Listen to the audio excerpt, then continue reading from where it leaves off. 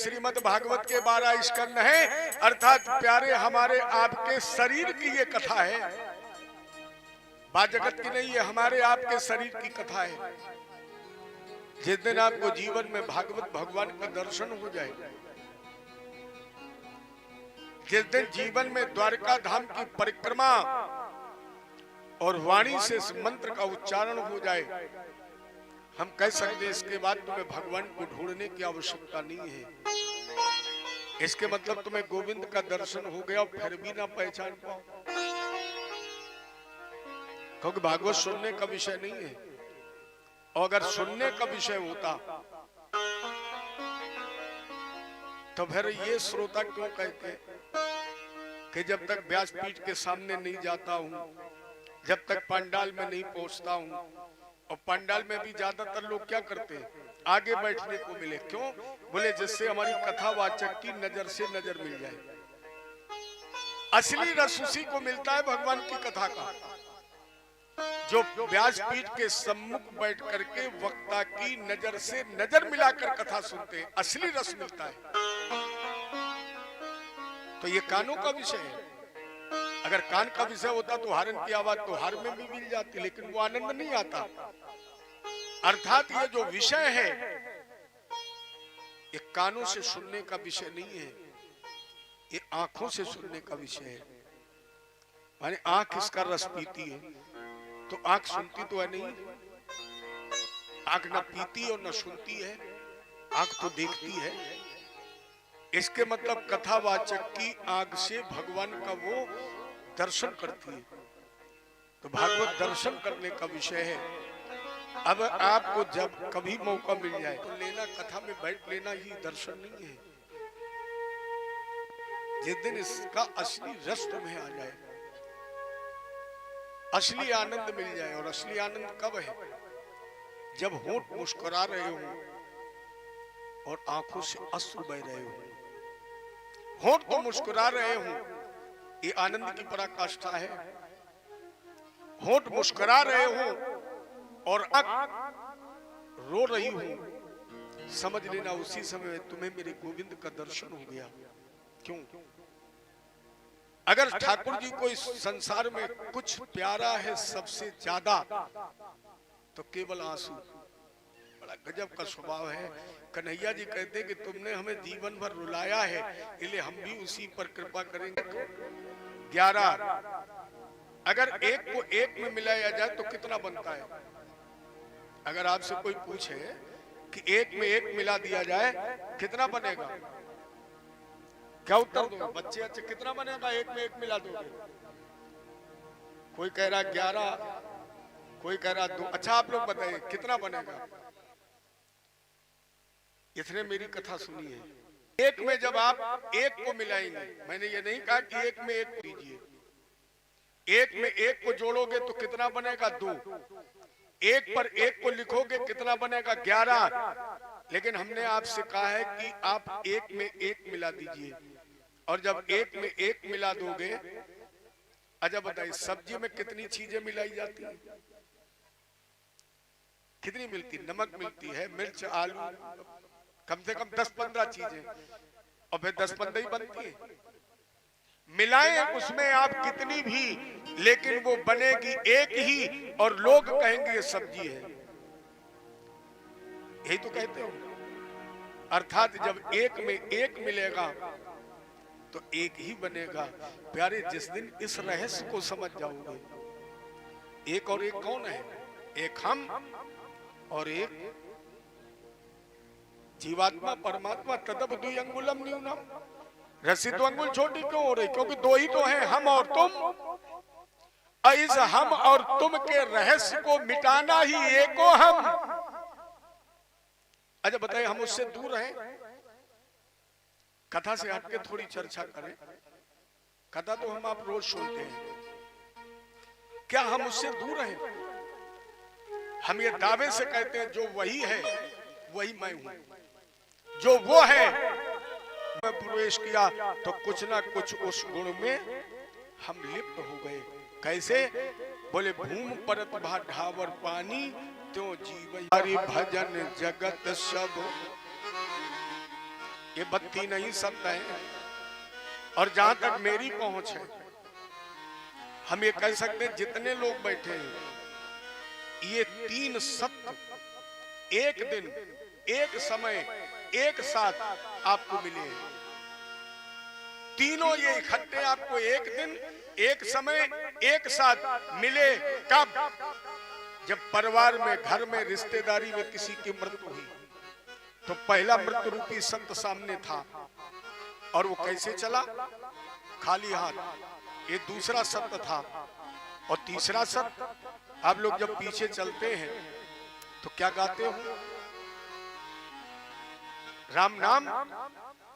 अच्छा, अब बताओ, आपका बेटा आकर के पूछ दे, पिताजी बाकी सब, भाई छोटा बच्चा हो और तो अबोध होता है। हम आप चिल्ला रहे हो राम नाम सत्य है, और उसके क्या पता बाबा मरे कि नानी गई। अब वो दौड़ करके आ जाए, पिताजी कह रहे हो राम नाम सत्य है और बाकी सब, तब क्या कहोगे? अरे इतने से ही समझ जाइए, उत्तर नहीं बन पाएगा, क्योंकि इस जगत में केवल सत्य है तो राम का। एक बात और बता दूं, मेरे इष्ट कृष्ण हैं। मैंने पिछली बार 22 जनवरी को भी बताया, मेरे इष्ट कृष्ण हैं, मेरे आराध्य कृष्ण हैं, भागवत मेरा जीवन है। लेकिन अब इस व्यासपीठ से कह रहे हैं कि राम से बड़ा कोई नाम नहीं है। राम से बड़ा कोई नाम नहीं, क्योंकि राम जन्म में भी है, राम बीच में भी है, और राम अंत में भी है। कोई कहता है कृष्ण नाम सत्य है। अच्छा, अर्थी लेके चलता कोई कहता है शिव नाम सत्य है। कहीं कोई कहता है, एक ही बात कहता है, राम नाम सत्य है। इसलिए बांध लो गांठ में, अंगोछे में गांठ, राम कहो आराम मिलेगा, खाने को पकवान मिलेगा। राम कहो सिकंदर का, जो विश्व विजय के अभियान पर चला, आधे विश्व को उसने जीत भी लिया, लेकिन मरना तो सबको है। चार चीजें पहले से निश्चित हैं। ये चार चीजें निश्चित हैं। कब मरेगा, कौन मारेगा, कैसे मरेगा, ये सब निश्चित है। लोग नहीं कहते अगर मोटरसाइकिल से न जाता तो आज बच जाता, क्यों न जाता? वो चार चीजें तो निश्चित। तो सिकंदर की भी जब मृत्यु आई तो उसने अपने सेनापतियों को, सलाहकारों को बुलाया, भैया मैं नहीं जानता था कि मुझे भी एक दिन मरना है। और ये सही है, कोई नहीं जानता है कि हमें एक दिन मरना है। सब जानबूझ के सोच रहे हमें नहीं मरना है। मरना सबको है, ये यहीं रहेगी। सिकंदर ने दूसरा संदेश दिया कि मेरे जैसा महत्वाकांक्षी व्यक्ति, देख लीजिए खाली हाथ जा रहा है, पर संदेश ले लीजिए कि हमें आपको भी खाली हाथ जाना पड़ेगा। और जो जा रहे हैं डोली लेकर, सिकंदर ने संदेश दे रखा था, जिन्होंने हमें बचाने की कोशिश की है, ये भी एक दिन नहीं बचेंगे, इन्हें भी एक दिन जाना ही पड़ेगा। अरे चली जा रही है, कुछ चली गई है, कुछ जा रही है, और कुछ चली जाएगी, ये रुकेगी नहीं। आप अगर नाराज ना हो तो हम आपसे एक प्रश्न पूछें, आपने कभी शीशा देखा है? कभी देखा है? आप लोग कह रहे होंगे कभी नहीं, हम तो रोज देखते हैं। रोज देखने छोड़िए, पंडित जी कथा में आए तब भी हमने देखा। और सही बताएं, आपने नहीं, हमने भी देखा है।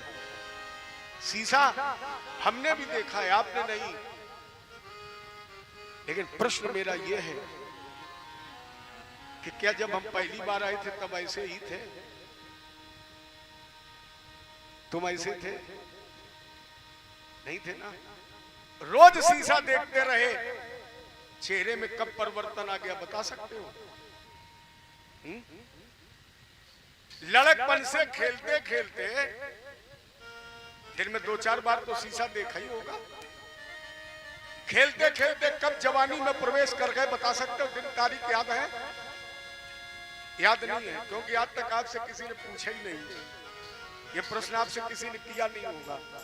लेकिन आज हम कर रहे हैं प्रश्न, इसलिए आज के बाद 24 घंटे ध्यान रखना। किस बात का? कि हमें बुढ़ापा कब आएगा। 24 घंटे शीशे के सामने खड़े रख के अपने चेहरे को देखते रहना, लेकिन प्यारे बुढ़ापा कब प्रवेश कर जाएगा आप जान पाएंगे? नहीं जान पाओगे। आपको ताज्जुब होगा कि जब मैं गांव में रहता था और मैं खेलता था, यहां भी बच्चे खेले होंगे, उस लाइन को समझने में मुझे 36 साल लग गए। लगभग 36 वर्ष हो गए मुझे कथा कहते हुए, और वो लाइन अचानक एक दिन मुझे कथा में याद आ गई और उसका मुझे रहस्य याद आ गया। 36 साल लगे। आप सबने खेला होगा वो खेल, जब हम बच्चे थे और एक दूसरे के इस तरह गोफा डालते थे। डाला कभी? और एक गोला बनाते थे और घूम घूम करके हम गाते थे ताल की मट्टी। गाई है? अच्छा, जिन लोगों ने गाई ईमानदारी से बताइए, आज के पहले आपको इसका रहस्य मालूम था? आज हमने आपको याद दिलाया है, आप सबको ये याद आ गया होगा। हम कितनी अच्छी बात कहते थे, ताल की मट्टी। जब हम गाते थे तब पता नहीं था। आज मुझे इस लाइन का अर्थ मालूम हुआ कि प्यारे एक दिन ये ताल की मिट्टी ताल में ही जाएगी, क्योंकि ये बिल्डिंगें ताल की मिट्टी से ही तो बनी है, और ये जब गिरेंगी तो तालाब भरेगा कैसे? इन्हीं से तो भरेगा। अरे चली जा रही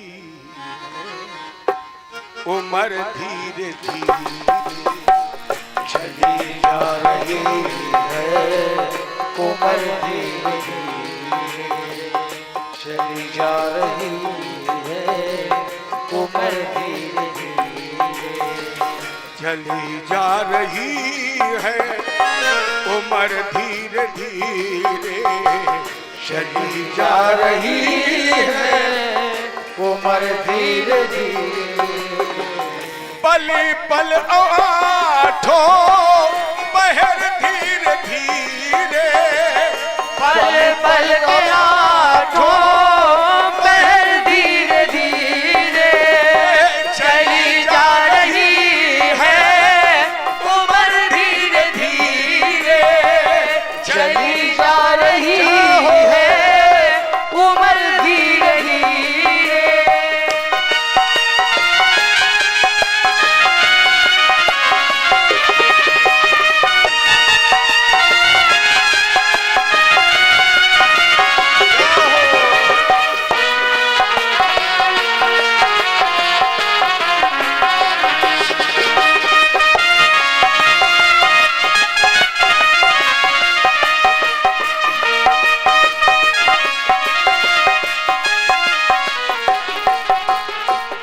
बचपन भी जाए जवानी भी जाए, बचपन भी जाए जवानी भी जाए, बचपन भी जाए जवानी भी जाए, बचपन भी जाए जवानी भी जाए, बुढ़ापे का होगा असर धीरे धीरे, ओ बुढ़ापे का होगा असर धीरे धीरे, चली जा रही है उम्र धीरे धीरे, चली जा रही है उम्र धीरे धीरे, पल पल आठो पहर धीरे धीरे, पल पल आठो पहर धीरे धीरे,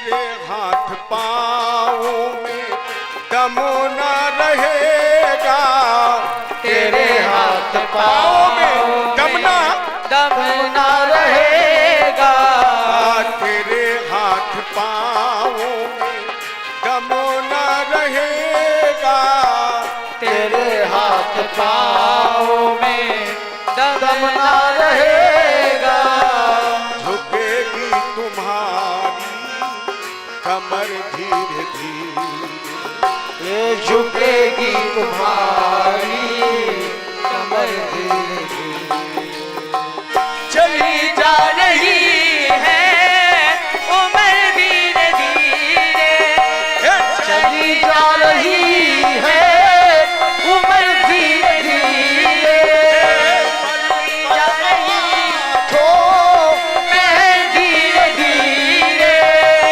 चली जा रही है उम्र धीरे धीरे।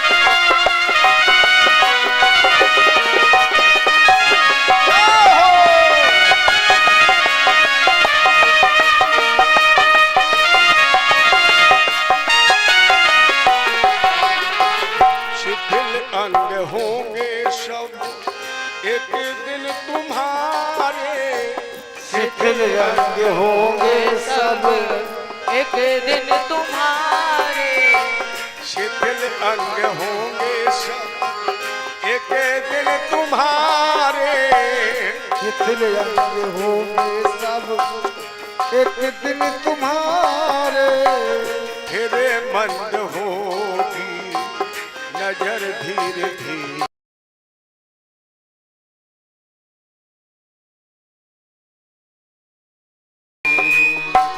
बुराई से मन को अबे तू हटा ले, बुराई से मन को अब तू हटा ले, बुरा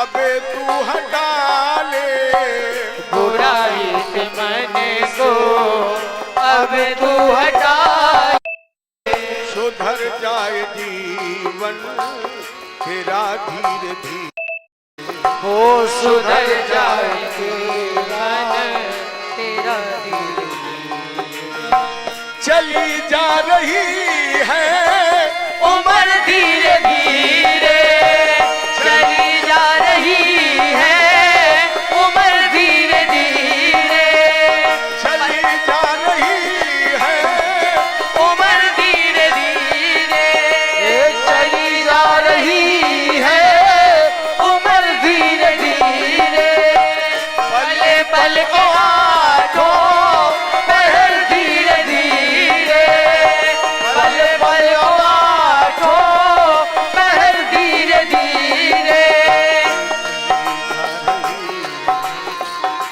उम्र धीरे चली जा रही है, उम्र धीरे धीरे, पल पल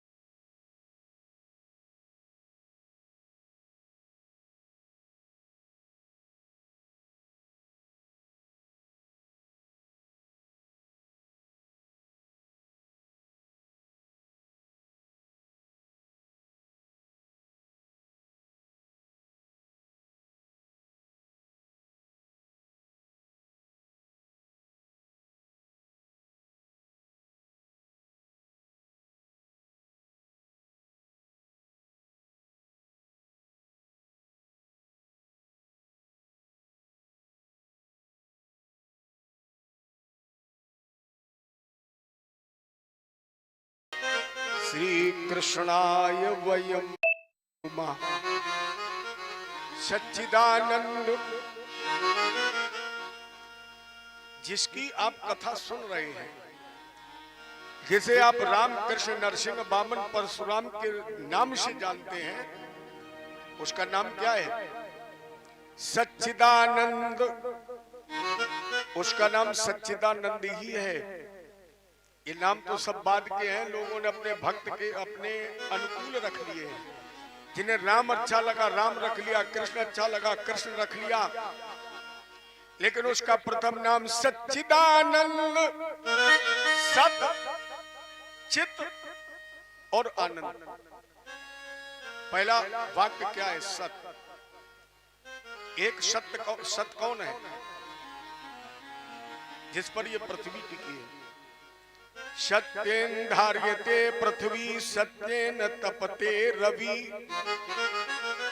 सत्येन वात वायुश्चय, सर्वे सत्यम प्रतिष्ठितम। चाणक्य जी ने दिया सुन।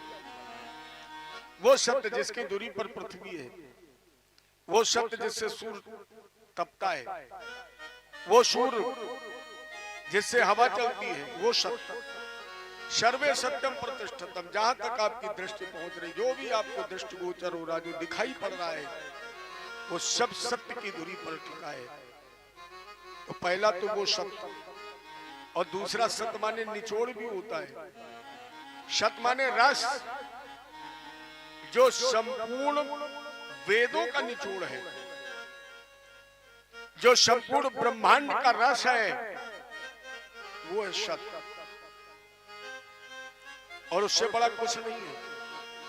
बाबा ने लिखा, धर्म न दूसर सत्य समाना, और आगम निगम पुराण बखाना। सत्य से बड़ा कुछ है ही नहीं। ये वेद कहते हैं, शास्त्र कहते हैं, पुराण कहते हैं, सबसे बड़ा अगर कोई है तो सत्य है। और भागवत जी को महापुराण की उपाधि क्यों मिली? आप रामायण पढ़े तो कम से कम आध घंटा बाबा ने केवल स्तुति की है। सरस्वती जी से प्रारंभ की। हालांकि लोग कहते हैं कि अपने यहाँ स्तुति तो गणेश जी की होती पहले, लेकिन बाबा ने क्या लिखा है? वंदे वाणी। पहले स्तुति किसकी की है? वाणी सरस्वती जी की। और करनी किसकी पहले चाहिए थी? गणेश जी की करनी चाहिए थी। अपने यहाँ नियम है। लेकिन अच्छा बताइए, अगर आपकी वाणी में शब्द नहीं है तो गणेश जी की स्तुति कर लोगे? गणेश जी की प्रार्थना करने के लिए आपको क्या चाहिए? शब्द।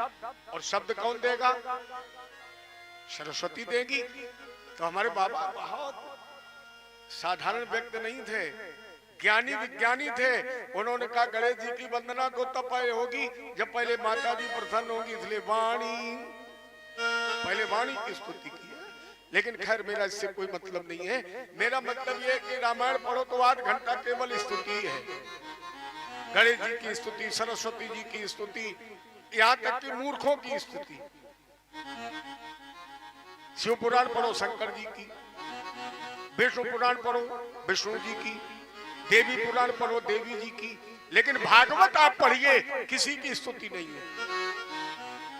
भागवत जी में न राम की स्तुति, न कृष्ण जी की स्तुति है, न शंकर जी की स्तुति है। स्तुति किसकी है?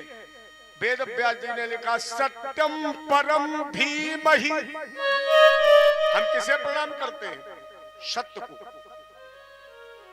अरे वेद व्यास जी ने सत्य को प्रणाम किया, क्योंकि सच्चिदानंद उसका पहला नाम सत्य है, इसलिए हम सत्य को प्रणाम करते हैं। क्योंकि साच बराबर तप नहीं,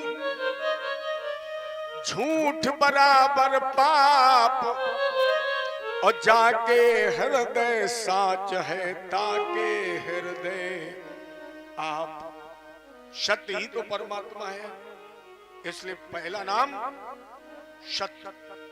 आपने बहुत बार कृष्ण जन्मोत्सव की कथा सुनी होगी, अब तो मोबाइल में भी चलती है। लेकिन जब कृष्ण जन्म हुआ है और देवताओं ने भगवान को बुलाया, तो राम कृष्ण कहकर नहीं बुलाया, 9 बार केवल सत्य कहकर बुलाया भगवान। देवताओं ने कहा सत्य व्रतम सत्य परम त्रिसत्यम और सत्यस्य योनिम निहितम च सत्ति सत्यस्य सत्यामृत सत्य नेत्रम सत्यात्मकम त्वाम शरणम प्रपन्ना।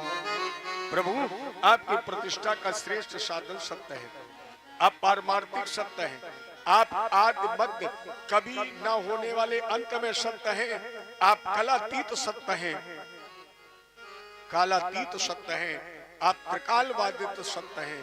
अर्थात भगवान का प्रथम नाम सत्य है। सत्य बोलो मुक्त मिलेगी। उसका पहला नाम सत्य, दूसरा नाम चित। चित माने होता है प्रकाश, जो स्वयं सिद्ध में प्रकाश है। वो प्रकाश ये सूर्य और चंद्रमा वाला नहीं, क्योंकि इसमें अगर यहां प्रकाश है तो पृथ्वी पर कुछ ऐसी जगह भी है जहां रात है। ये सूर्य और चंद्रमा वाला प्रकाश नहीं, जो सभी जगह एक जैसा व्याप्त है। इसके सूर्य और चंद्रमा के भी प्रकाश की आवश्यकता नहीं है। जो अपने आप में स्वयं प्रकाश में है, जो स्वयं ज्ञान में है, वो उसका दूसरा नाम है चित्त, क्योंकि ज्ञान ही ब्रह्म है। और उसका तीसरा नाम है आनंद। आप विश्व की किसी भी डिक्शनरी को उठाएं, आपको आनंद का विलोम नहीं मिलेगा।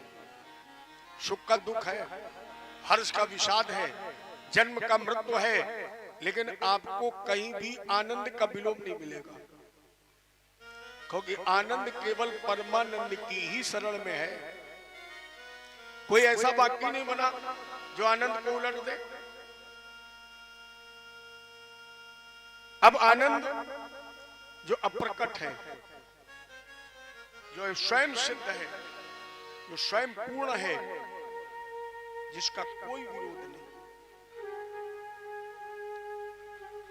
और जैसे हम आप कृष्ण जन्म में ही जब हर्षोल्लास में एक लाइन गाते हैं, नंद के आनंद भयो, कोई कहता है नंद के कृष्ण भयो, हर व्यक्ति यही तो भयो। अर्थात नंद के घर में किसका जन्म हुआ? आनंद का, तब उसका नाम रखा गया कृष्ण।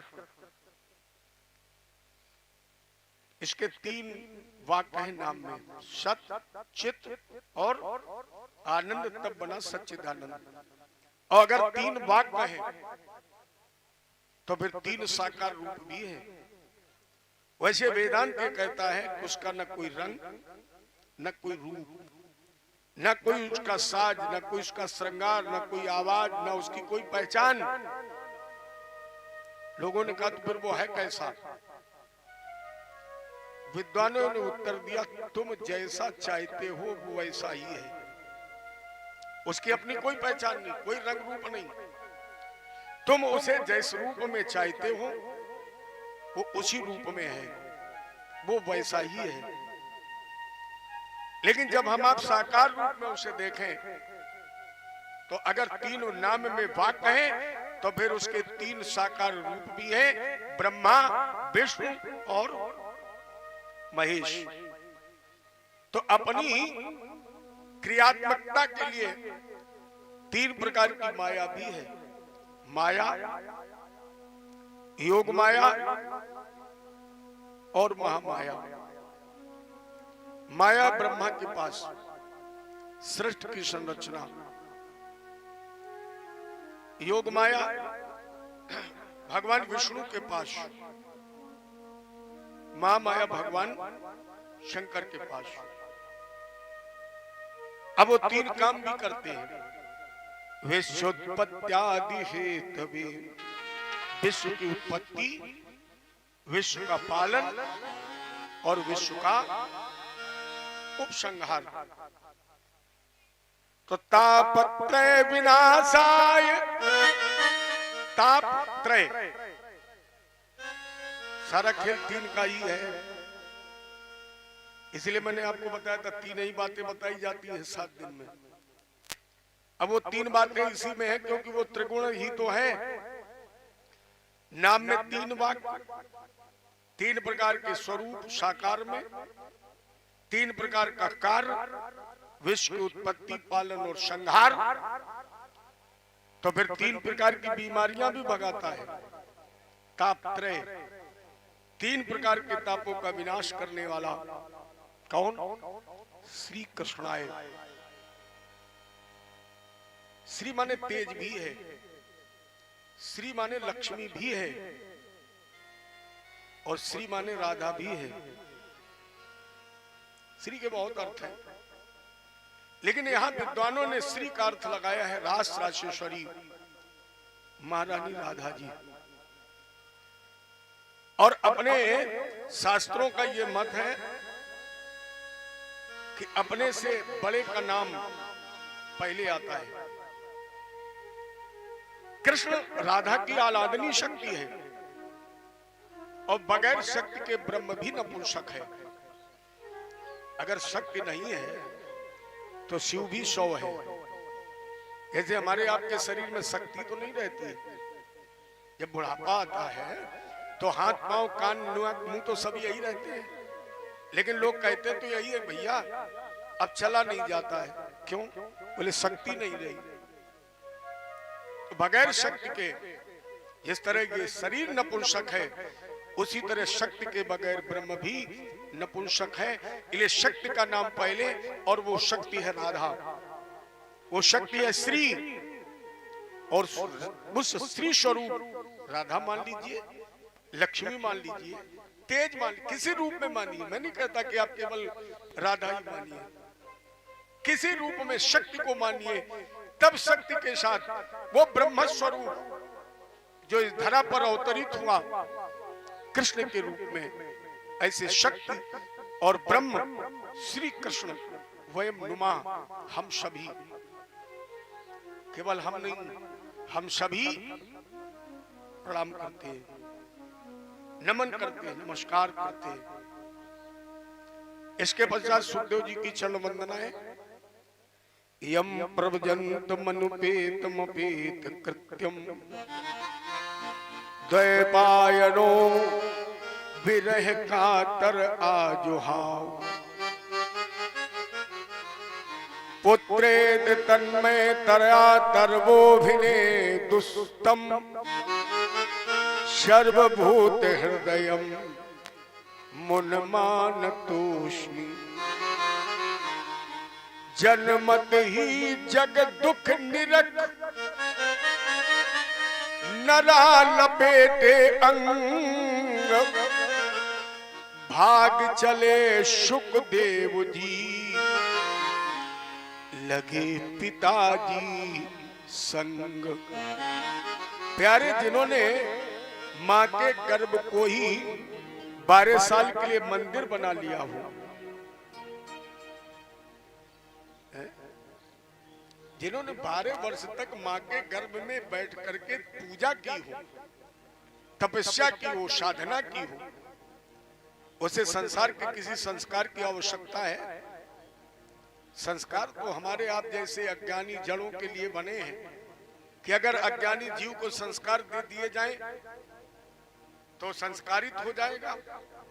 लेकिन जिसके अंदर सारे संस्कारों का प्रादुर्भाव माँ के गर्भ में ही हो गया है, ऐसा व्यक्ति को संसार के लिए असंस्कारी ही है। तो जिन्होंने अपने पिता को तन्मय कर लिया है, जिन्होंने राधा जी की वाणी से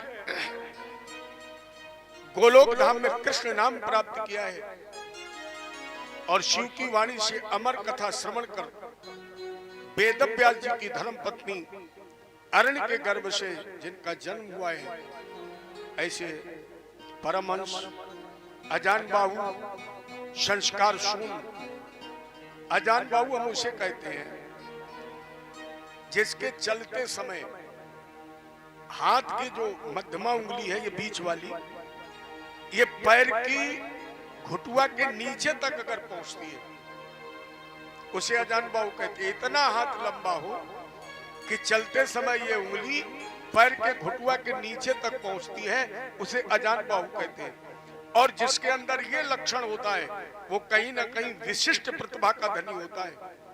ये लक्षण महात्मा गांधी का अंदर और था। ये जब चलते थे तो ये उंगली पैर के घुटवा के नीचे तक पहुंचती थी, तो कहीं ना कहीं ये भी विलक्षण प्रतिभा के धनी थे, जिनके पीछे एक जन सैलाब उमड़ता था। उसी प्रकार सुखदेव जी भी अजान बाहु हैं, विशिष्ट प्रतिभा के धनी हैं, जिन्होंने अपने पिता को तन्मय किया है। ऐसे परमहंस संस्कार शून्य अजान बाहु श्री सुखदेव जी महाराज के चरणों में हमारा कोट सा प्रणाम, नमन, नमस्कार, वंदन। और इस मंगलाचरण के बाद नाम आता है नैमिष का। और नैमिष के बगैर नाम किसी भी पुराण की पूर्णता असंभव है। जब तक आप नैमिष का नाम नहीं लेंगे तब तक किसी पुराण का प्रारंभ हो ही नहीं सकता है। आप सत्यनारायण भगवान की कथा का भी आयोजन कराएं तो सबसे पहले नैमिष का ही नाम आता है। और हर ग्रंथ में कहीं ना कहीं नैमिष का महत्व है। जैसे सबसे पहले प्रमाण दिया गया बराह पुराण में, और इसे एक कथा आती है कि इस क्षेत्र में एक गौरमुख नाम के महात्मा थे, और ये जब धार्मिक अनुष्ठान करते थे, साम्राज्य असुरों का था। अच्छा, एक बात तो सबको मालूम है, धर्म बाद में आता है, अधर्म पहले आता है। जहां भी आप सत्य का संकल्प लेंगे, संकल्प पूरा होने से पहले वहां झूठ घुस जाएगा, ये निश्चित है। अच्छा, राम जी पहले आए कि रावण पहले आए? राम जी तैयारी करते रहे, रावण पहले आ गया। नरसिंह भगवान बाद में आ पाए, और हिरण्याकश्यप, माने धर्म की पहचान अधर्म से है, राम की पहचान रावण से है। अच्छा बताओ, अगर आपने जीवन में कभी मिर्च ना खाई हो, नमक ना खाया हो, और केवल पूरी जिंदगी मिठाई खाई हो, केवल मीठा, तो आप अनुभव कर सकते हैं मीठा कैसा होता है। वो तो मीठे का अनुभव तब होता है जब हरी मिर्च की कड़वा लगता है। जब हरी मिर्च का कड़वा लगता है तब कहता ओहो बर्फी मीठी थी, तो अब कड़वा मिटाने के लिए खा लाओ, बोले बर्फी लाओ। तो एक के अनुभव के लिए जीवन में दूसरे का आना जरूरी है। प्यारे, अगर दुख नहीं मिलेगा तो सुख का अनुभव होगा। जब दुख मिलता तब वो कहता कल तक हम बड़े सुखी थे, या जब सुख आता है तो कहता कल तक भैया बड़े दुखी थे। तो एक दूसरे की पहचान होती है। तो ये महात्मा धार्मिक अनुष्ठान करते थे, असुर लोग व्यवधान करते थे। एक दिन महात्मा जी को क्रोध आ गया, और इतना क्रोध आया कि इन्होंने केवल नेत्र उठाकर देख लिया, एक निमिष मात्र में। देखो, पलक उठती है और गिरती है, ये झपकने में, पलक के झपकने में जो समय लगता है इसको कहते हैं निमिष।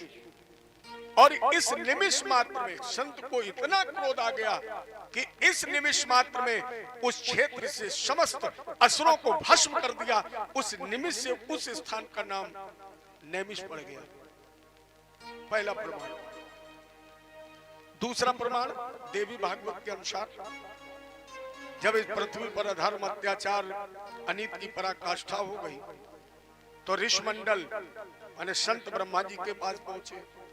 अब मैं कहाँ रहूं, क्योंकि कलयुग धर्म न ज्ञान विवेक, कलयुग में तामस बहुत, रजोगुण थोड़ा। कलयुग में सतोगुण तो कहीं है ही नहीं, आंशिक रूप में भी नहीं।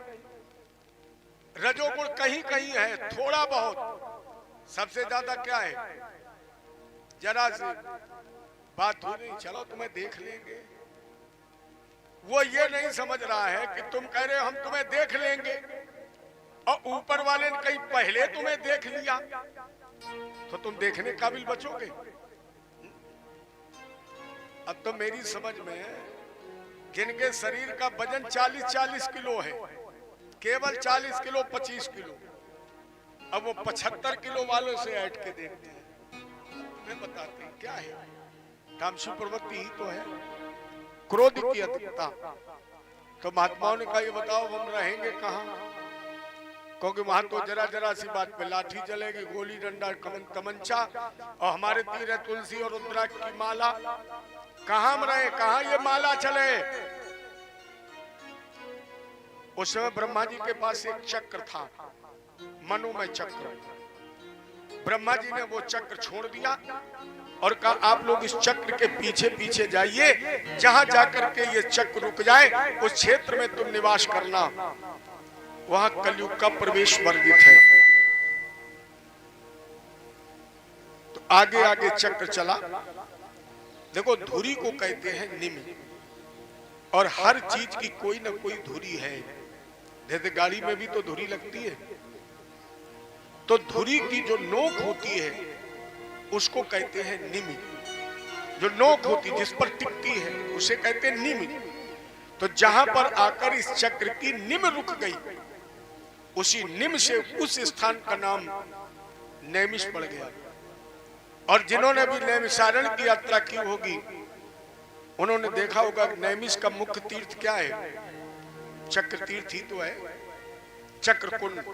यहीं पर आकर ब्रह्मा जी के चक्र की निम रुकी है, यहीं पर आकर उस चक्र की धुरी टूट गई है, इसलिए उस निम से उस स्थान का नाम नैमिष पड़ गया है, और वहां कलयुग का प्रवेश वर्जित है। विष्णु पुराण के आधार पर ये एक प्रांत है था अवध। अवध प्रांत का सीतापुर जिला, सीतापुर जिले में गोमती नदी के सानिध्य में ये नैमिष स्थित है। महात्माओं इस नैमिषारण्य क्षेत्र में आकर जो गोमती नदी में स्नान करके दान करता है उसके अन्यान्य जन्मों के पाप नष्ट हो जाते हैं। यहीं पर व्यासपीठ है। परिणाम स्वरूप उस व्यासपीठ के बाद जितने भी पीठों का निर्माण हुआ है वो सब व्यासपीठ कहलाई, क्योंकि विद्वान जानते थे आने वाले समय में तो अलग अलग पीठें बनेगी, अलग अलग विद्वान होंगे, अलग अलग व्यवस्था होगी। और विद्वान लोग ये भी जानते थे कि पहले पुराण कथा होती थी, जब कलयुग के 5000 वर्ष बीत जाएंगे तो फिर पुराण कथा नहीं होगी, फिर टुटका पुराण होगा। अब कहीं पुराण की कथा नहीं होती है, वो तो हम लोग पुराने जमाने के हैं तो थोड़ी बहुत कथा कहते हैं न, अब कोई कथा नहीं कहता है।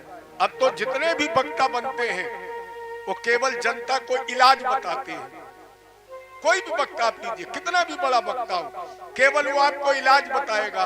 बेटे का पढ़ने में मन नहीं लग रहा है, एक नीम की पत्ती चटा दो, 80% से पास हो जाएगा। कभी कभी हम लोग जो और हमसे बड़ी उम्र के लोग जब 70, 80, 85 साल वाले वक्ता इकट्ठे होते हैं तो ये चर्चा करते हैं कि क्या यही परीक्षित ने कथा सुनाई थी, सुनी थी जो आज हम आप गा रहे हैं। और लोग कितनी दीवानी है, कितनी अंधी है कि अब वो भगवान पर भरोसा नहीं करती है, भगवान की कथा पर भरोसा नहीं करती है। अच्छा भगवान पर भरोसा है, कितने लोगों है भगवान पर, लेकिन हम कहते हैं 1% नहीं है, 1% नहीं। आप कहेंगे कैसे? अच्छा रामायण कहती है हरि व्यापक सर्वत्र समाना। जितने लोग यहाँ बैठे हैं मेरे समेत सबको ये मालूम है कि भगवान कण कण में है, मालूम है सबको। रमनते योगना, कण कण में, जर्रे जर्रे में, जड़ में, चेतन में, जलचर में, थलचर में, नभचर में, जरायुज, अंडज, उद्भिज, स्वेदज में, सब जगह है, सबको मालूम है। लेकिन विश्वास है? आप कहेंगे है, लेकिन हम कह रहे नहीं है। और अगर है और कल रात में 1 बजे कोई यहां से निकले, 1 बजे रात में यहां से कोई निकले और चिल्ला करके ये कहे कि भैया उस फील्ड में मत जाना, क्यों? बोले रात के 1 बजे कुलदीप मिश्रा के उस फील्ड में तो चुड़ैल नाच रही थी। ईमानदारी बताइए कितने आएंगे 1 बजे के बाद? अब ये बताइए तुम्हें भगवान पर भरोसा है कि चुड़ैल पे भरोसा है? नहीं है, ये कह रहे हो तुम, नहीं है। ज्यादातर लोग ये कहेंगे कि भैया रात के 1 बजे मत जाना। क्यों? बोले वहां तो चुड़ैल रहती है। ये विश्वास नहीं है कि वहां भगवान रह रहा है।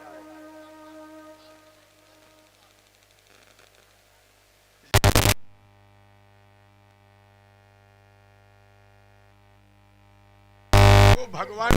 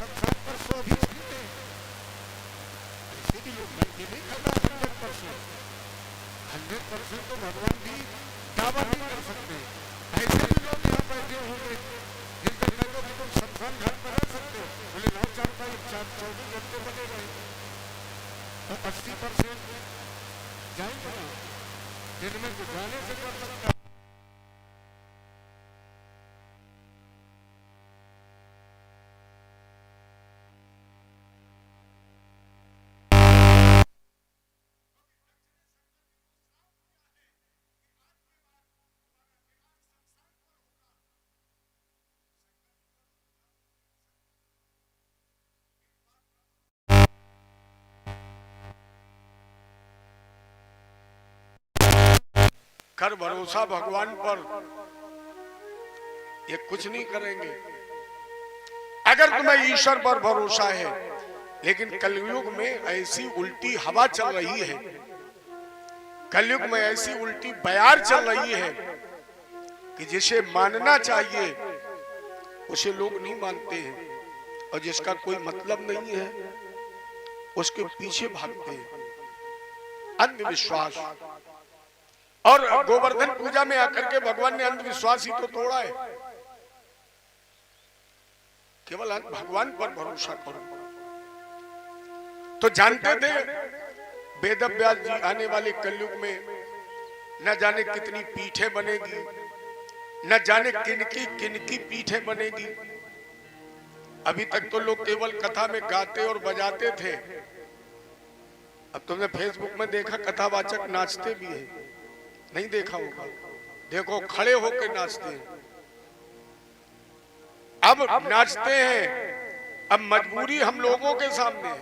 जब नाचने वालों की संख्या ज्यादा हो जाएगी तो फिर हमें रोज नहीं तो घंटा खान तो नाचना ही पड़ेगा, नहीं तो रोजी रोटी गई, है ना? जब नाचने वालों की ज्यादा भीड़ हो जाएगी क्या होगा? इसलिए उस पीठ का नाम ही व्यास पीठ कर दिया गया। अच्छा, रामलीला की पीठ बनती है उसे भी व्यास पीठ कहते हैं। सत्यनारायण भगवान की कथा के पीठ पर जो आचार बैठता है वो भी व्यास पीठ है। फिर वो चाहे शिव पुराण की गद्दी हो, चाहे भागवत की गद्दी हो, चाहे वो रामायण की गद्दी हो, माने जितनी भी गद्दियां बनी वो सब नैमिष से चली हैं। तो नैमिष की जो मुख्य पीठ है उसका नाम व्यास पीठ है। इसलिए उसके बाद जितनी भी पीठें बनी उन सभी पीठों का नाम व्यास पीठ ही रखा गया। आज भी वो पीठ व्यास पीठ ही कहलाती है। तो व्यास पीठ पर बैठे हुए हैं श्री सूत जी महाराज, और सामने शौनकादिक 88,000 ऋषि संप्रदाय, 88,000 संत। नैमिषे सूतमासीनम भेवाद महामतिम कथामृत रसस्वाद कुशलो शौनकोश ब्रवीत। कथामृत का पान करने के लिए कुशल श्रोताओं में प्रधान शौनक व्यासपीठ पर सूत जी महाराज नैवक है। हालांकि इस संत समागम में 1-1 लाख वर्ष उम्र के भी संत हैं। साधारण हजारों वर्ष की उम्र की साधना करने वाले संत हैं। या ये मान लिया जाए कि चक्रानुसार है, क्योंकि जहां पर 24 घंटे ये कथा चल रही है और वहां एक वक्ता कितने दिन बोलेगा, तो किसी से 7 दिन का नंबर है, किसी का 15 दिन का है, कोई 1 महीने बोलता है। तो आज चक्रानुसारेण गणना में सूत जी का नाम आ गया। और चाहे ये मान लीजिए कि बोलने के लिए युवावस्था चाहिए। अब 70 साल के बाद तो सांस ही टूटने लगेगी, जब 60 के बाद टूटने लगती है। और बोलने के लिए चाहिए ताकत। तो उस संत संप्रदाय में जो सबसे युवा संत है, उस युवा वेद व्यास से श्री सूत जी महाराज को उस पीठ पर प्रतिष्ठित किया। और प्रतिष्ठित करने के बाद शौनक जी ने कुछ जिज्ञासाएं रखी। अज्ञान ध्वांत विध्वंस कोटि शूर सम प्रभु सूताख्या ही कथा सारम मम कर्ण रसायनम भक्ति ज्ञान विरागाप्तो विवेको वर्धते महान माया मोह निरासस्यैव वैष्णवे क्रियते कथम ये घोरे कलौ प्रायो जीवस्वं सुरताम गतः। महाराज जी क्या करिए, कोई ऐसा ज्ञान का दीप, कोई ऐसा तेज, कोई ऐसा प्रकाश जिसकी छत्र छाया में जाने से हमारी अज्ञानता रूपी अंधकार का विनाश हो जाए। अज्ञान ध्वांत विध्वंस, अज्ञानता का विध्वंस करने में तेज कितना हो। कोटि शूर सम प्रभु, जिसके अंदर तेज कितना बोले, करोड़ों सूर्य के समान। और एक शर्त और है, मम कण रसायनम, मेरे कानों को लगे कैसी, मीठी। रस मीठा होता है, तो मेरे कानों को इतनी मीठी लगे, इतना रस मिले, इतना आनंद मिले कि उस जगह बैठने के बाद मेरा मन भटके ही ना। जिसकी छत्र छाया में जाने से भक्ति ज्ञान विरागाप्तो, हृदय में भक्ति ज्ञान वैराग्य की जागृति हो जाए। जैसे वैष्णव लोग बड़े प्रेम से कहते हूं, जैसे बड़े प्रेम से सुनते हूं, सुनते और कहते ना हो, बल्कि अपने जीवन में जिसे क्रियात्मक रूप में धारण कर लेते। प्रच्छत गुरु प्रीतो वैकुंठम योग दुर्लभम, जो वैकुंठ बड़े बड़े योगियों को दुर्लभ है, लेकिन उस सत्संग रूपी तेज के सानिध्य में जाने से उस दुर्लभ वैकुंठ की प्राप्ति भी हो जाए। ऐसा कोई हमें तेज, कोई ऐसा ज्ञान दीजिए। सूत जी ने कहा, शौनक महात्माओं, तुमने बहुत सुंदर प्रश्न किया है और इसमें निज स्वार्थ नहीं है, ये जग कल्याण के लिए प्रश्न है। और जिन प्रश्नों के उत्तर में जग कल्याण सन्निहित हो, विद्वान का परम धर्म होता है कि फिर वो कितनी भी रहस्यात्मक वार्ता क्यों ना हो, उसे प्रकाशित कर देनी चाहिए। क्योंकि गूढ़ तत्व ना साधु दुरावहु और आरत अधिकारी जहां पाओ। कितनी भी रहस्यात्मक वार्ता हो, कितना भी गूढ़ क्यों तत्व ना हो, अगर शुभाग्र मिल जाए तो उसे प्रकट कर देना चाहिए। इसलिए शौनक महात्मा, तुमने बहुत सुंदर प्रश्न किया है, हम तुम्हारे प्रश्न का उत्तर देंगे। और वो उत्तर होगा कैसे, जो सारे सिद्धांतों का निचोड़ होगा। प्रीति ही शौनक चित्ते थे हतो वज्म विचार चाओ, सर्व सिद्धांत निष्पन्नम संसार भय नाशनम।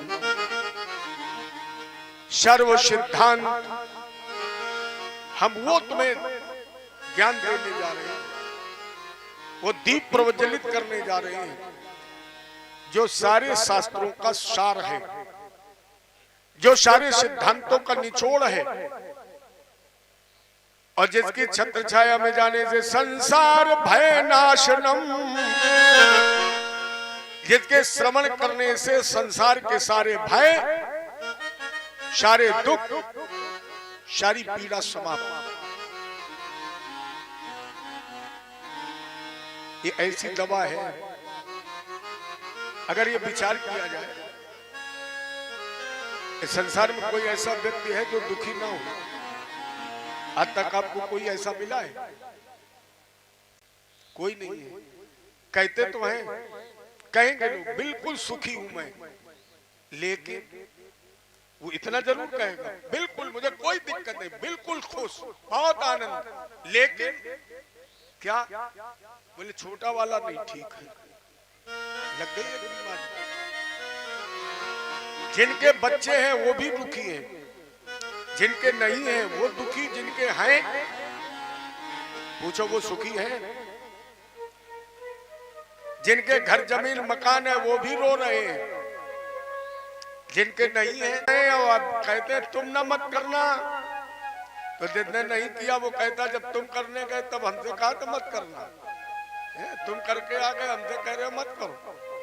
तो जिनके हो गए वो भी रो रहे, जिनके नहीं हुए वो भी रो रहे। संसार का मतलब ही रो नहीं रोना है, संसार भय नाशनम, सब दुखी हैं।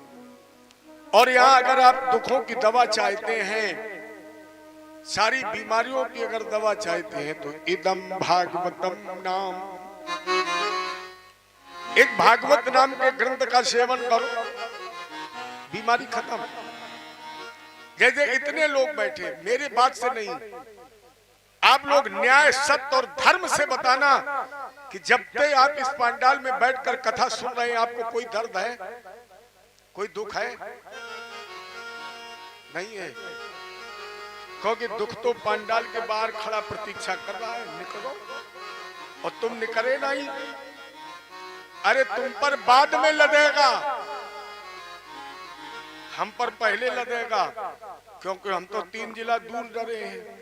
हमें तो यहाँ उतरने के बाद देखना भी है चूल्हे में कुछ है कि नहीं है। आपके यहाँ तो मालकिन बैठी है। तो कहीं ना कहीं जब तक हम भगवान से जुड़े हैं, मैं भी बीमारी से रहित, और जब तक आप जुड़े हैं तब तक बीमारी से रहित, और जो जो दूर होते जा रहे हैं वो सब बीमार होते जा रहे हैं। तो बीमारी से दूर रहना है तो भगवान की कथा से जुड़ो। बीमारी तो बाहर है, हाँ, यहाँ भी कुछ लोग बीमार हो सकते हैं, यहाँ भी हो सकते हैं। कौन? जो घड़ी देख रहे होंगे कि कब 6 बजे आरती हो और एक मुट्ठा लहिया मिले अपने घर। मुन्ना भैया है कि नहीं है? तो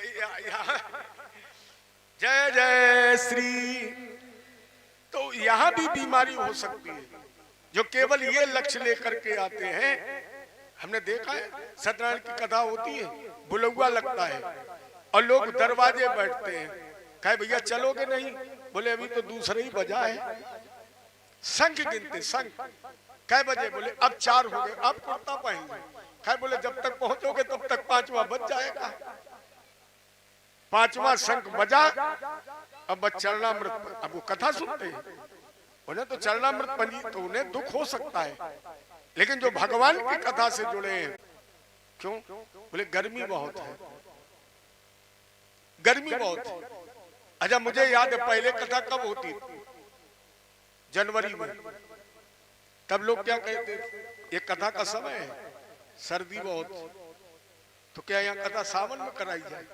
और जब सावन में कराया जाएगा तो कम से कम इतना पानी भरा होगा, तब यहाँ कोई बैठेगा, तब हमें भी लोग दोष देंगे और तुम्हें भी देंगे। देखो पंडित जी का कहूँ नंबर नहीं लगो, ये तो बोले टड़वम करा लो। अब कीचड़ में बैठ के कोई कथा सुने? कथा कब कराई जाए? कोई समय नहीं। कहते क्या हो? जिन्हें सुननी है। अच्छा क्या यहाँ टड़वाई के लोग बैठे थे? मेरी समझ में जितने टड़वा के बैठे उतने इंदिरापुर के बैठे। उतने नहीं है तो अनुपात फिर भी दूर के हिसाब से ठीक है। चाहिए मान लो कि जितने टड़वा के गायब है उतने इंदिरापुर के बैठे हैं, तो क्या उनके पास काम नहीं है? काम उनके पास भी है, काम आपके पास नहीं, मेरे पास भी है। लोग कहते हैं यही काम बहुत है। जिंदगी में जिस दिन से आपने होश संभाला है तब से आज तक क्या किया है? 24 घंटे क्या किया है? केवल काम। सोना भी तो काम है, गाली देना भी काम है, सब थोड़ी गाली दे सकते। पीना भी काम है, सब पी सकते हैं। दुबे जी मंगवाए साहब। पीना भी काम है, सोना भी काम है, गाली देना भी काम है, जागना भी काम है, भजन करना भी काम है, गोबर डालना भी काम है, जानवर चराना भी काम है। पूरी जिंदगी यही तो किया है। पूरा हो गया? नहीं हुआ, पूरा नहीं हुआ। और जिसके लिए, जिस काम को पूरा करने के लिए आपने 40 साल, 50 साल, 70 साल लगा दिए, काम पूरा नहीं हुआ, तो क्या 7 दिन में हो जाएगा? और 7 दिन में 24 घंटे तो आपको रहना नहीं यहाँ। 6 तो बचे, और 4 में जरा 6 का गुणा करिए, कितना हुआ? 6 चौको 24। जो काम तुम 70 घंटे वर्ष में पूरा नहीं कर पाए, क्या वो 24 घंटे में पूरा हो जाएगा? और जो अधूरे रहना है, मरते मरते पूरा नहीं होगा। जिंदगी पूरी हो जाएगी, काम पूरा नहीं होगा, फिर उसे पूरा करने के चक्कर में क्यों पड़े हो? ये कभी नहीं पूरा होगा। ये जब मिले, जहां मिले, जैसे मिले, काम को वहीं छोड़ दो, राम से जुड़ जाओ। अगर राम से जुड़ जाओगे तो तुम्हारा काम भी पूरा हो जाएगा। मैं नहीं कह रहा, राम के अलावा कोई काम पूरा कर ही नहीं सकता है। राम के अलावा ना तो कोई काम को जीत, जहां राम तहां काम नहीं, जहां राम ता काम नहीं। अगर जीवन में काम से बचना है, काम चोरी करना है, काम को पूरा करना है, तो राम जी से जुड़ जाइए, काम पूरा हो जाए। और जब राम जी से जुड़ जाओगे तो एक ना एक दिन आएगा जब आप शिव की शरण में पहुंच जाओगे।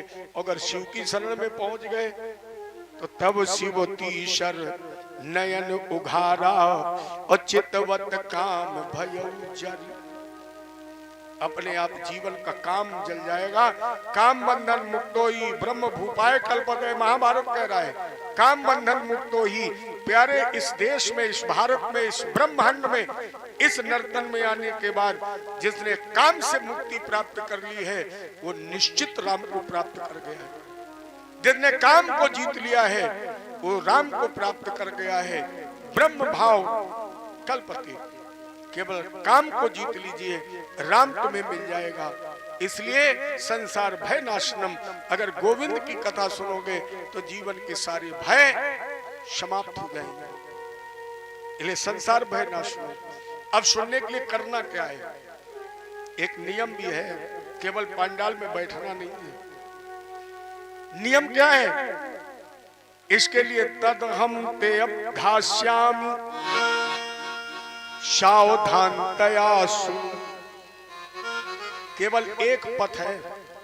ऐसे नहीं होम्योपैथिक दवा में डॉक्टर बताता है अचार मत खाना, या अरहर की दाल मत खाना, चीनी मत खाना।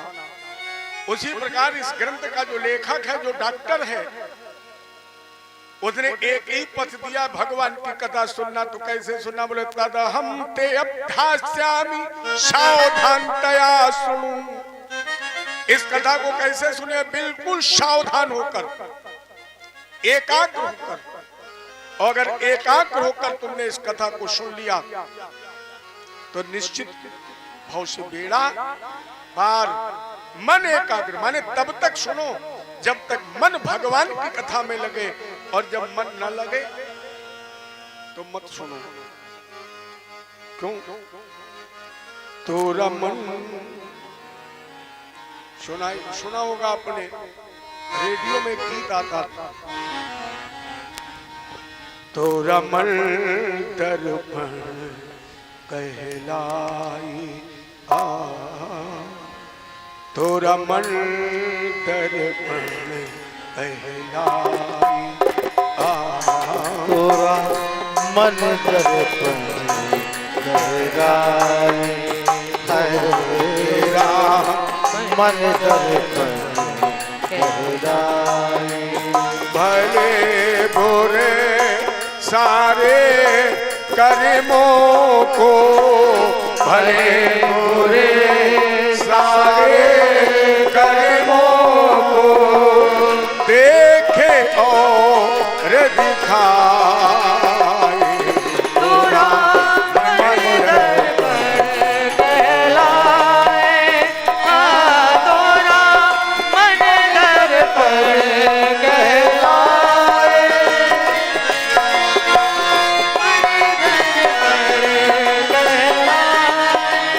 तोरा मन हो तोरा मन दर्पण कहलाई भले बुरे सारे कर्मों को, भले बुरे सारे कर्मों को देखे और दिखाई। तोरा मन दर्पण कहलाए, तोरा मन दर्पण कहलाए।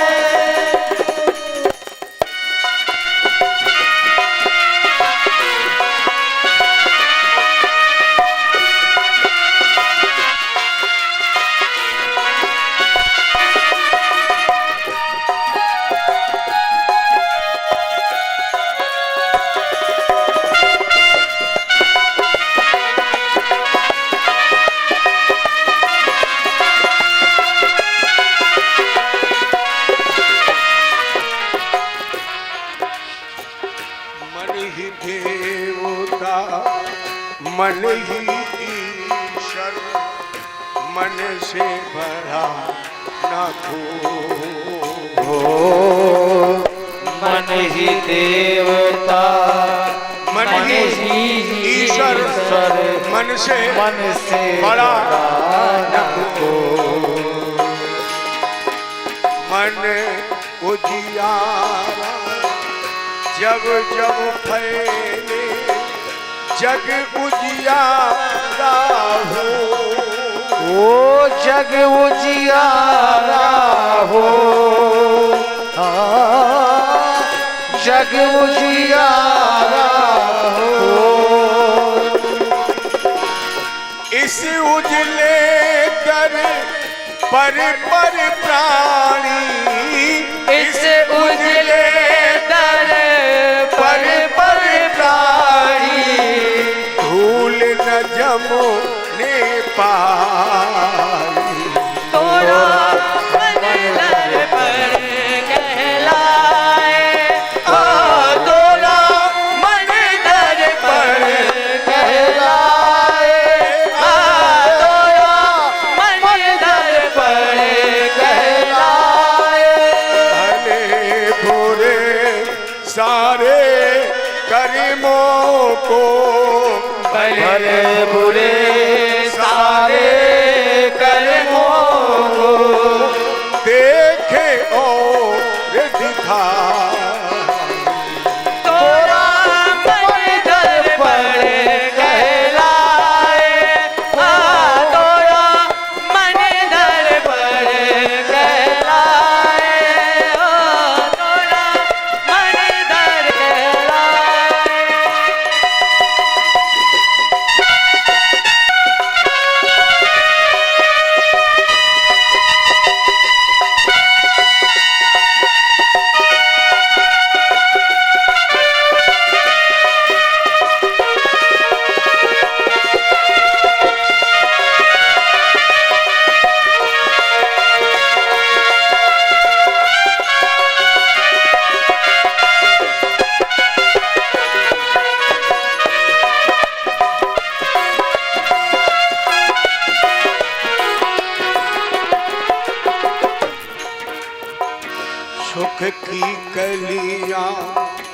दुख के कांटे मन सबका आधार।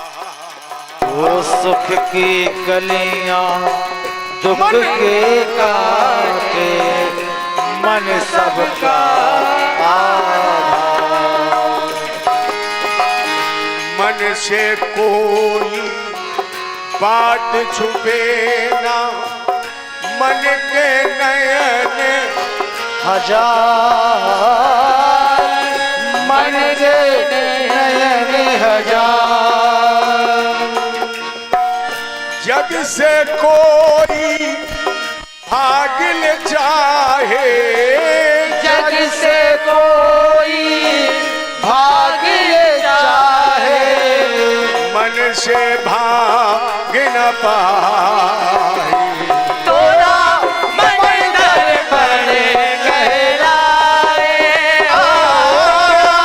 मन दर्पण कहलाए, मन दर्पण कहलाए।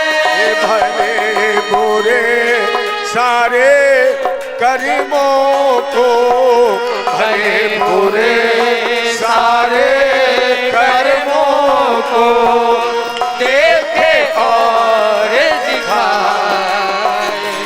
तोरा मन दर्पण कहलाए, तोरा मन दर्पण कहलाए, तोरा मन दर्पण कहलाए, तोरा मन दर्पण कहलाए, कहलाए, कहलाए, तोरा मन दर्पण कहलाए, कहलाए, हो।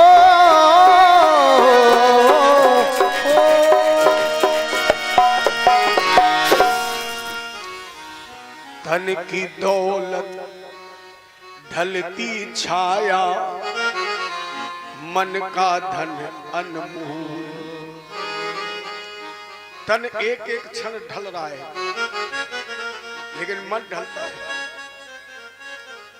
लोग कहते हैं मन बाल्यावस्था का, बुढ़ापा का।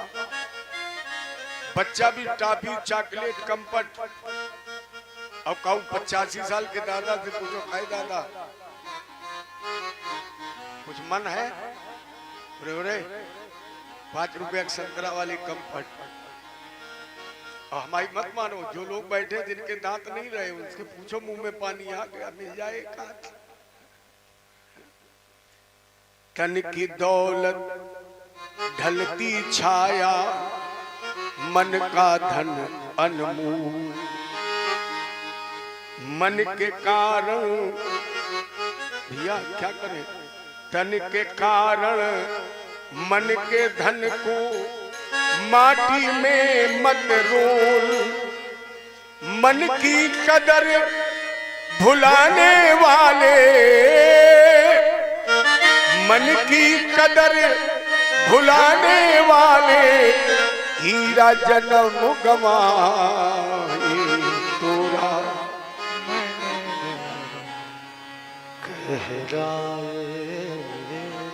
भले बुरे सारे कर्मों को, भले बुरे सारे कर्मों को देखे और दिखाए। तोरा मन दर्पण कहलाए, तोरा मन दर्पण कहलाए। मन की कदर भुलाने वाले,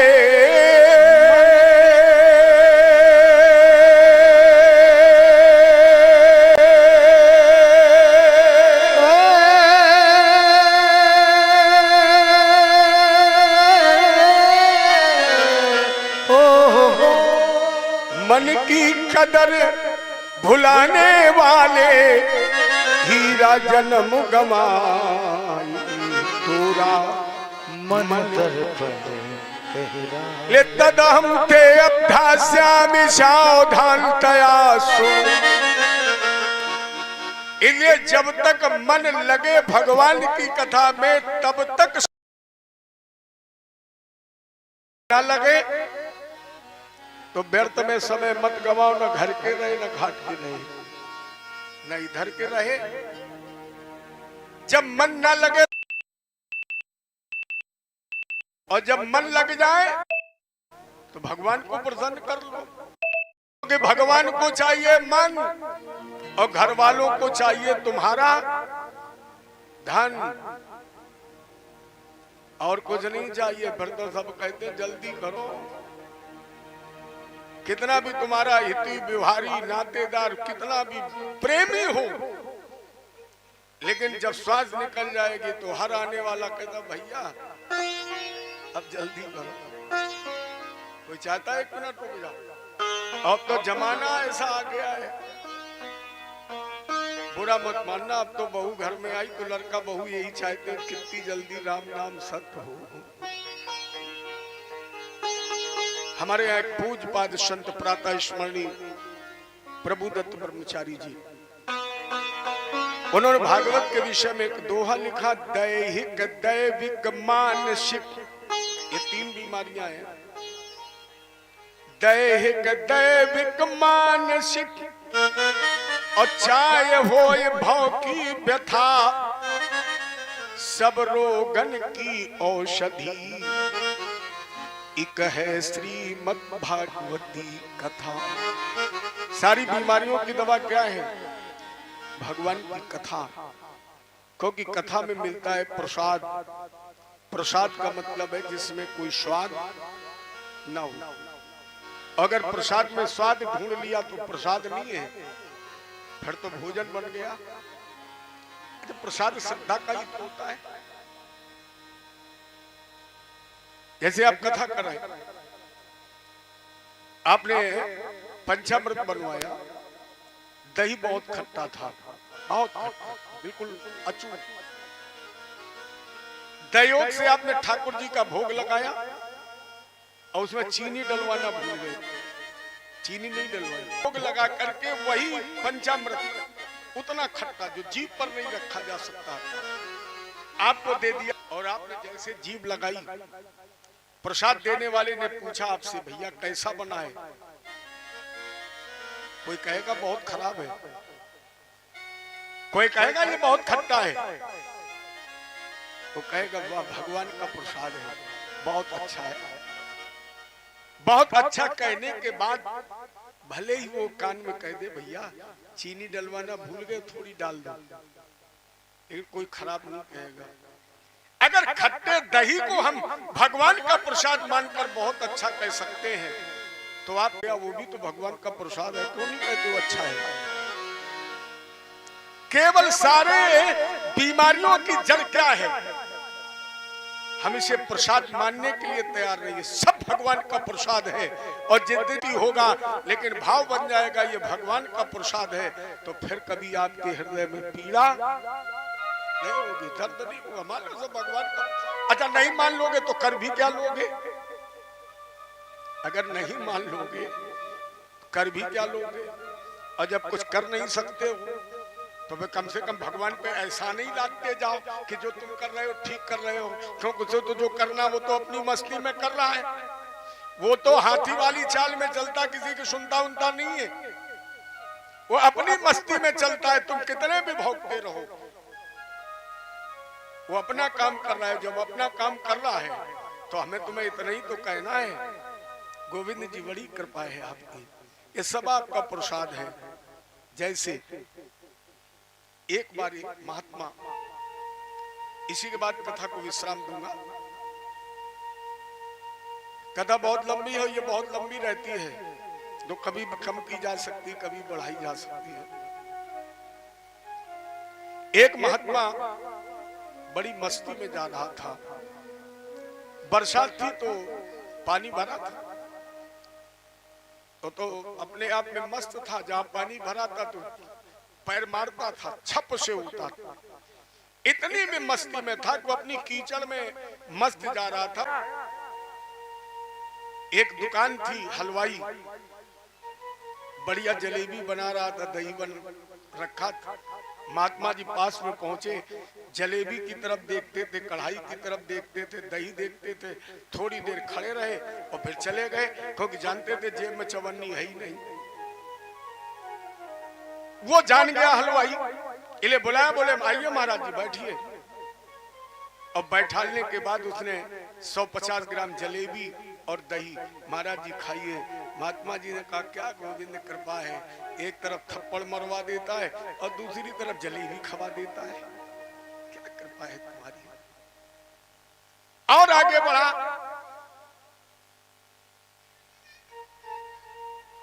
वो पति और पत्नी जब घर पहुंचे, चूंकि संत का अनादर किया था, अचानक पति, बरसात हुई थी, चूंकि मार्बल वगैरह लगे थे, जीना से फिसल गया और ऐसा फिसला कि पति का स्वर्गवास हो गया।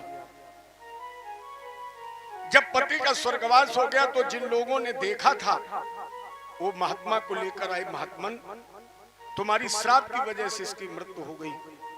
महात्मा जी ने कहा नहीं भैया, मैंने तो कुछ कहा ही नहीं, इन्हें थप्पड़ मार दिया, मैंने कुछ नहीं कहा, उसने मुझे जलेबी खिला दी, मैंने कुछ नहीं कहा, मुझे क्या कहना है। लेकिन एक बात है, जिस समय मैंने जमीन पर पैर रखा, कीचड़ इस पर पड़ी थी कि इसकी पत्नी पर पड़ी थी। लोगों ने कहा पत्नी पर पड़ी थी। संत ने कहा इसने क्यों मारा। लोगों ने कहा ये इसकी पत्नी थी, ये इसका चाहने वाला था।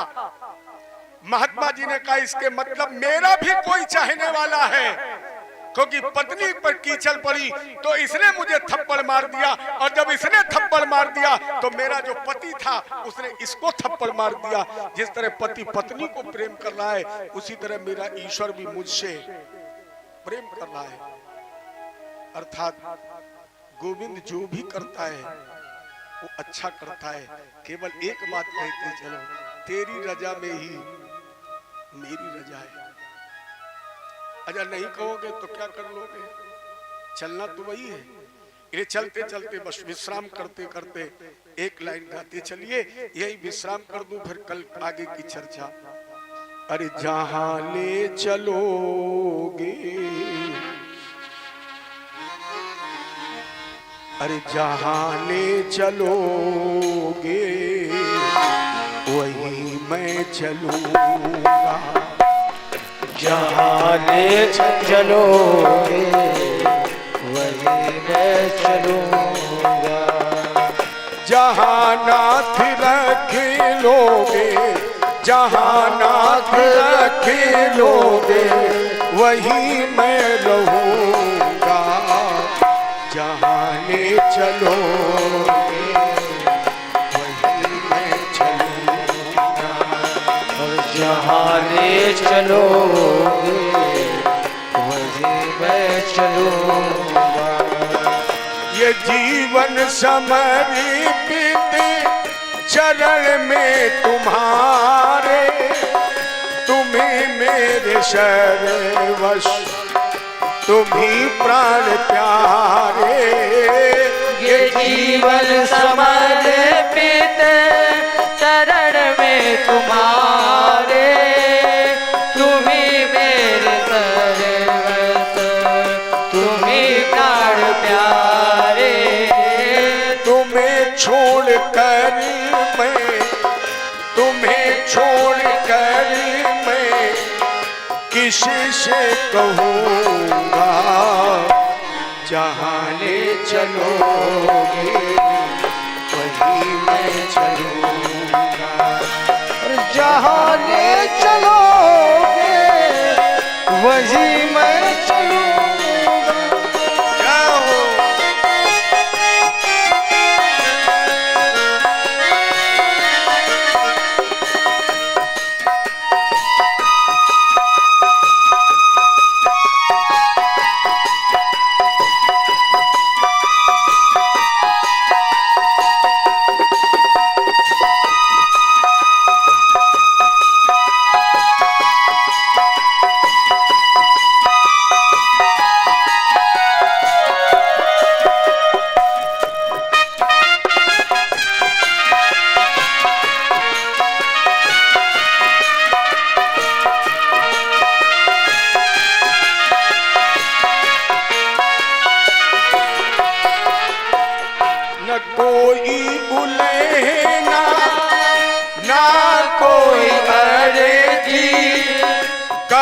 लो करा लो भगवन जो तेरी मर्जी, न कोई उलझना ना कोई अर्जी, कर लो करा लो भगवन जो तेरी मर्जी।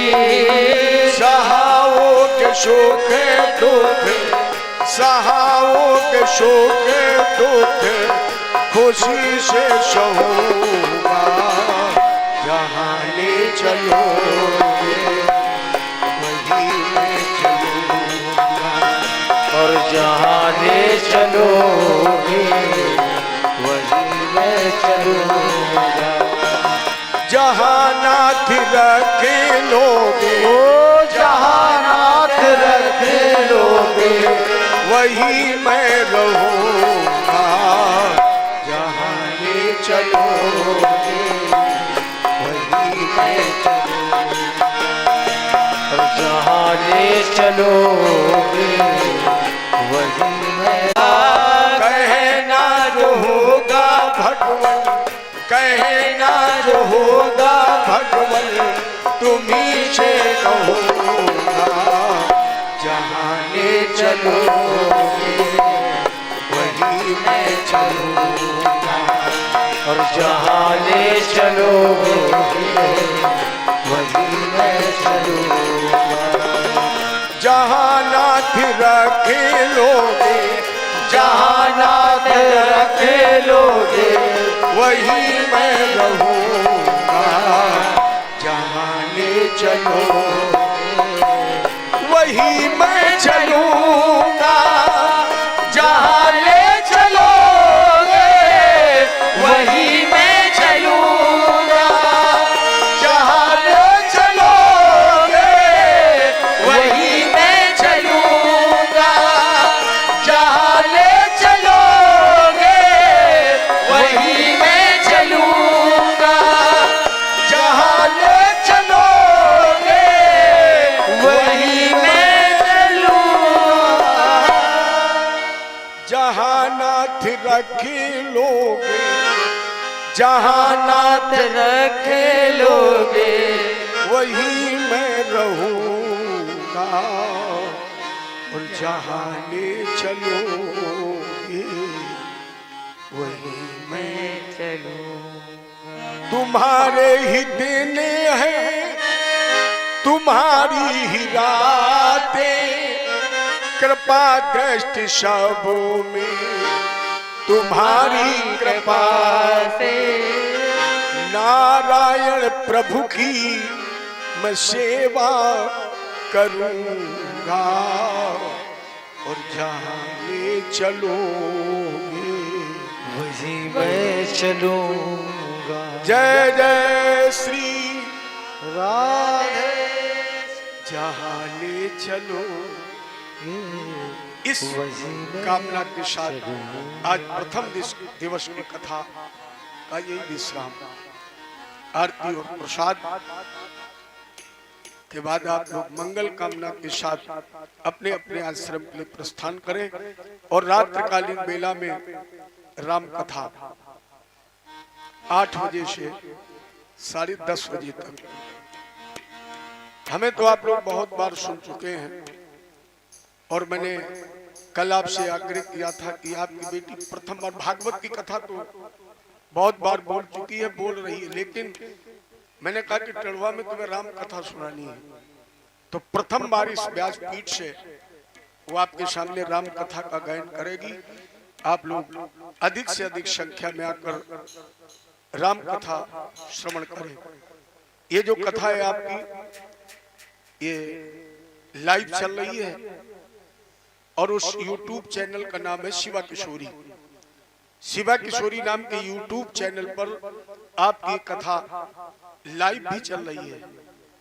अगर आप यहाँ तक किसी कारणवश नहीं आ पा रहे हैं, तो ये कथा आप लोग अपने घर में भी मोबाइल पर शिवा किशोरी नाम के चैनल को सब्सक्राइब करके देख सकते हैं।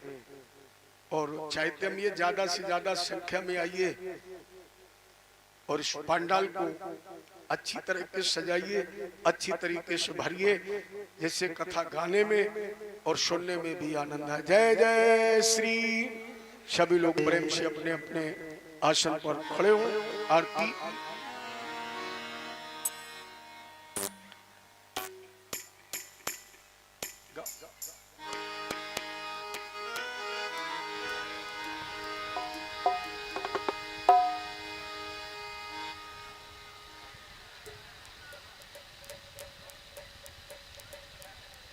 बोलो गोविंद भगवान की, कृष्ण भगवान की।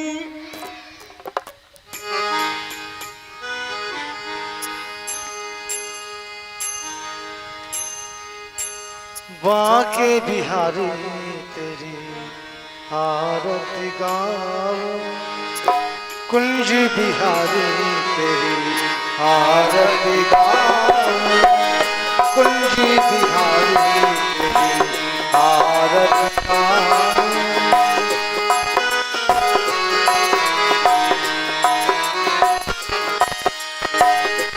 आरती गाऊं प्यारे तुमको मनाऊं, आरती गाऊं प्यारे तुमको रिझाऊं, बांके बिहारी आरती गाऊं, बांके बिहारी आरती गाऊं।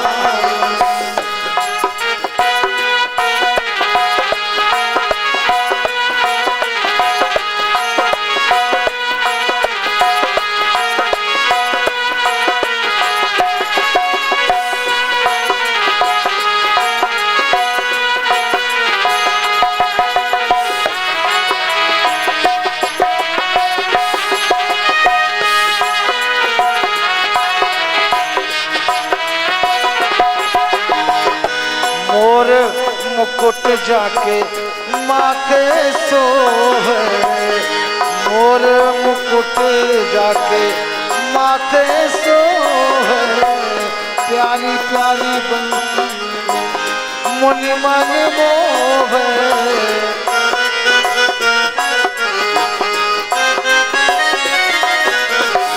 प्यारी प्यारी बंसी तेरी मुनि मन मोहे, देखी छवि बलि बलि जाए।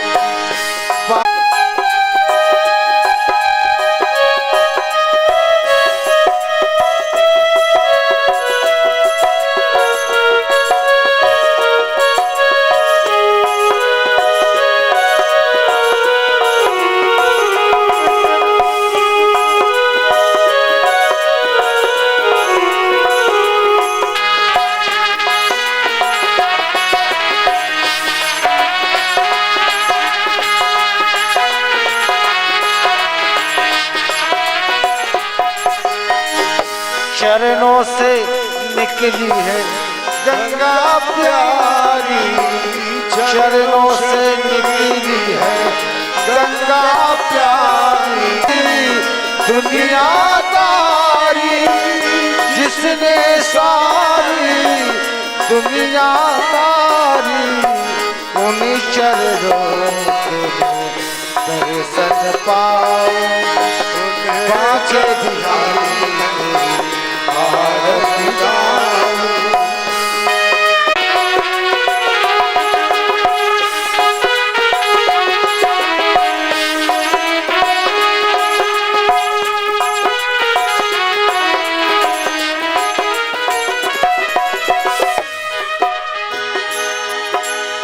नाथ आप हो दास अनाथ के, नाथ आप हो सुख दुख प्यारे साथी। बांके बिहारी तेरी आरती गाऊं।